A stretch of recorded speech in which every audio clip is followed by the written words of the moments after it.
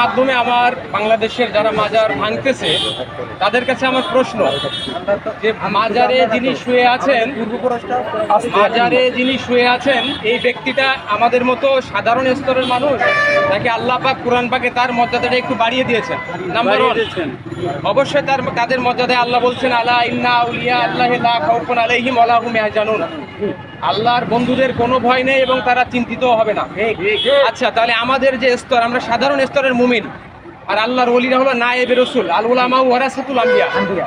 আপনি মাজারপন্থী, মাজার যারা ভালোবাসে তাদেরকে আপনি একবারে এলেম নেই আমল নেই বললে তো ভুল হবে, আপনার এটা ভুল ধারণা। আমি বলি শোনেন, আমরা দেখেছি শেখ হাসিনা যখনই দেশ ছাড়ছে তারপর থেকে একটি মহল, বিশেষ করে যাদেরকে আমরা ওয়াহাবি বলি, তারা কিন্তু বাংলাদেশের বিভিন্ন মাজারে হামলা চালিয়েছে, মাজার মানে ভাঙচুর তারা শুরু করেছে। আচ্ছা, আমার কথা হলো তাদের কাছে প্রশ্ন, এদেশে ইসলাম এনেছিল কারা? আচ্ছা, আপনি বলতে পারেন যে অনেকে ভণ্ড মাজার তৈরি করেছে। হ্যাঁ, আপনি যদি সুস্পষ্ট প্রমাণ পান যে আমরা শুধু ব্যবসার উদ্দেশ্যে মাজার তৈরি করছে দুনিয়াবি স্বার্থের জন্য, তাহলে আমরা তাদের সাথে একমত। কিন্তু আপনার কাছে প্রশ্ন, আপনি একজন 5 ওয়াক্ত নামাজি ব্যক্তি, আমি একজন জানেওয়ালা ব্যক্তি, আমরা যাদের ওসিলায় মুসলমান, হযরত শাহজালাল, হযরত শাহ কোরআন রহমতুল্লাহ আলী, শাহ মাকদুম, শাহ আমানত, খান জাহান আলী বাগেরহাট, এই সমস্ত আউলিয়ায়ে কিরামকে যারা অমান্য করে, এদের শান বা এদের সাথে যারা ছোট করে দেখে, তারা যত বড় আমল করুক, এই আমলগুলো আমি সাপোর্ট করি না। ইসলামের সর্বপ্রথম চ্যাপ্টার হলো আদব। সাহাবায়ে কিরাম আল্লাহর রাসূল সাল্লাল্লাহু আলাইহি ওয়াসাল্লামের মজলিসে জোরে কথা বলছিল, রাসূলুল্লাহর মজলিসে জোরে কথা বলার কারণে সাথে সাথে কিন্তু ওহী নাজিল হয়েছিল, হে সাহাবীরা তোমরা তোমাদের কণ্ঠস্বর নিচু করো, তোমরা আমার হাবিবকে সাধারণ মনে করো না, তোমরা যদি আল্লাহর নবীর সামনে সাল্লাল্লাহু আলাইহি ওয়াসাল্লাম সামনে যদি জোরে কথা বলো, তোমাদের তামাম আমল কিন্তু আমি বরবাদ করে দেব। যারা মাজারে শরীয়তের বিরোধী কাজ করে, এদের মধ্যে কেউ বড় বড় মুফতি মুহাদ্দিস না? বলেন, আমার কথা অ্যানসার দেন প্লিজ, অ্যানসার মাই কোশ্চেন। যারা মাজারে বসে থাকে, শুয়ে থাকে, এরা কি বড় বড় ডক্টরেট ডিগ্রিধারী বা বড় বড় মুফতি? তাহলে আপনি 5 ওয়াক্ত নামাজি লোক, আপনি মাজারে যে যারা শুয়ে আছে ও তো মুসলমান, জন্মসূত্রে মুসলমান, তো আপনার ভাই ইন্দাল মুসলিম এখন। তাহলে প্রথমত আপনি যদি আল্লাহর রাসূল সাল্লাল্লাহু আলাইহি ওয়াসাল্লামের আদর্শে আদর্শিত হতেন, আপনার উচিত ছিল আগে মাজারে গিয়ে তাদেরকে বুঝানো, বলা যে ভাই এটা ভুল হচ্ছে। তারা কিন্তু ডক্টরেট ডিগ্রি নেয়নি, তারা আল্লাহর ওলিকে ভালোবাসে, আল্লাহর আউলিয়া বান্দা। এ তো গাঁজাখোর মদখোরের কবর না যে কুকুরি প্রস্তাব করে দিয়ে চলে গেল, এটা নিঃসন্দেহে একটা শ্রদ্ধার জায়গা। তার মানে আমি এটা বলি না যে ওখানে শিরক বেদাত করতে হবে, তা না, কিন্তু ওলিদের দিকে আপনি বাঁকা নজরে তাকালে, মহব্বত কম করলে আপনার মানে পতন সুনিশ্চিত হয়ে যাবে। আপনারা শুনেছেন কিনা জানি না, আপনারা ইতিহাস দেখবেন, হযরত শাহ কোরআন রহমতুল্লাহ মানে যেটা আপনার জীবনীতে দেখবেন, কোন এক চিত্রনায়ক লোকজন সহ কিন্তু শাহ কোরআন যুগের মাজারে গিয়েছিল, ওনার মধ্যে একটু অহংকার আছে। যখন খাদেম বললো জুতা বাইরে রাখেন, উনি একটু তাচ্ছিল্য করে বললো না, খাদেম বললো যে কে জুতা বাইরে, ইতিহাস সাক্ষী আছে।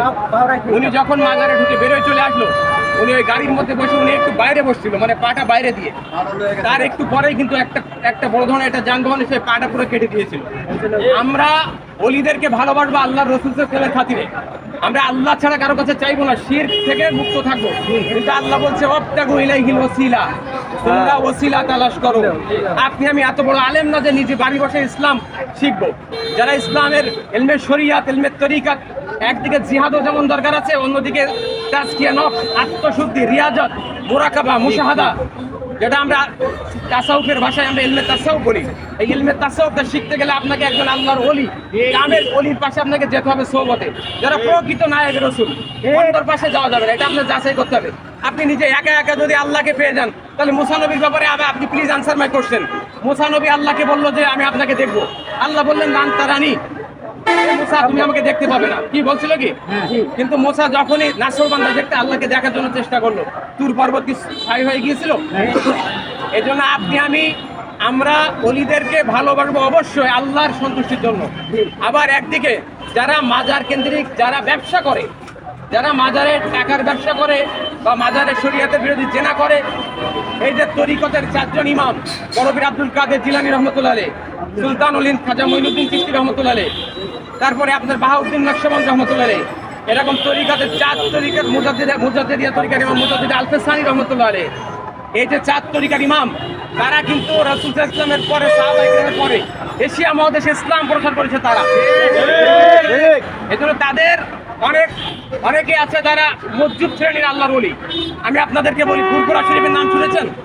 ফুরফুরাকে অস্বীকার আল্লামা দেলোয়ার হোসেন সাইদি, যারা জামাত ইসলাম করে, যারা মাজারের পিছনে লাগছে অধিকাংশ তারা তো ক্লিয়ার বলে দিই, যারা জামাত ইসলাম মাইন্ডের তাদের মধ্যে কিছু বাদ দিয়ে অধিকাংশ মাজার বিদ্বেষী করে।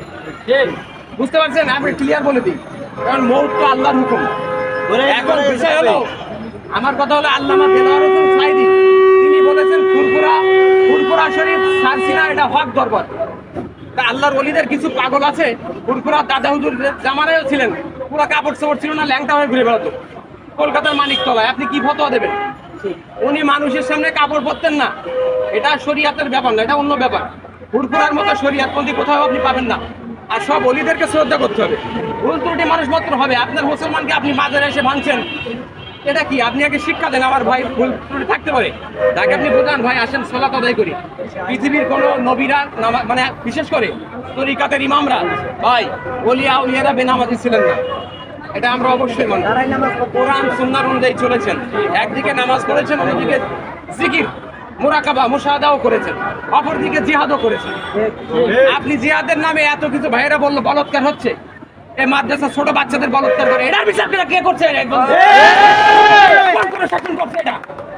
আপনি বলেন যে আপনি আলেম মুফতি মুহাদ্দিস, আপনার প্রতিষ্ঠানে বলৎকার হয়। আমি দেখছি মাঝে ওই যে একজন বড় এমপি না কি যেন, তার একটা ছেলে, সে একটা ছোট বাচ্চাদের মেয়েরে মানে জেনা করে তাকে মেরেও ফেলছে। বুঝুন এইটার বিচার কি হয়েছে? আপনি মাজারে এসে, মাজারে থাকে হলো জাস্ট আনএডুকেটেড পারসন, সবাই উচ্চ শিক্ষিত না, মাজারে হাই এডুকেটেড পারসন আছে যারা থাকে, এদের পিছনে লেগে এত লাভ কি? হ্যাঁ, তবে মাজার কেন্দ্রিক যারা ভণ্ডামি করে, শরিয়াত বিরোধী করে, আপনি আইন আছে, আপনি সরকারের কাছে যেমন বর্তমান ধর্ম উপদেষ্টাকে বলুন ঐক্যবদ্ধ হয়ে যে মাজারগুলো থাকবে নিট অ্যান্ড ক্লিন, সেখানে শিরক বেদাত বা মাজারের আদব রক্ষার্থে ওখানে ধূমপানও চলবে না।